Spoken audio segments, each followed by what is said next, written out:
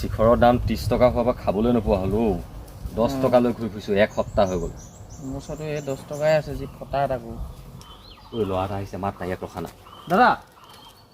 10 টকা এটা দিয়ক না এই আমাৰ লগত 10 টকা 20 টকা আছে আপুনি 10 টকা এটা দিয়ক 30 টকা শিখৰ এটা ল'মগৈ মানে লাগিলে আমি ভাগ কৰি খাম লাগিলে থাক মই শিখৰে নাখাওঁ এই দাদা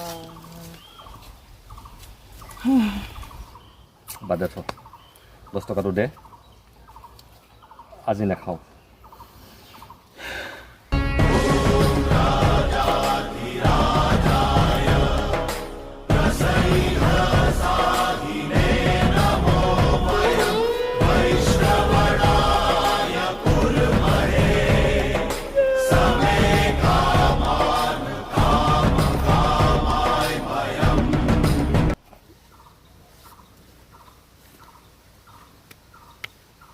বন্ধু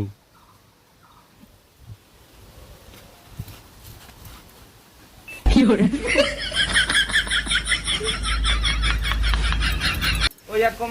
আছে সমান সমান হ'ব লাগিব দেই গোটেই তিনিটা সমান হ'ব লাগিব বেছি নিদিবি তাত অঁ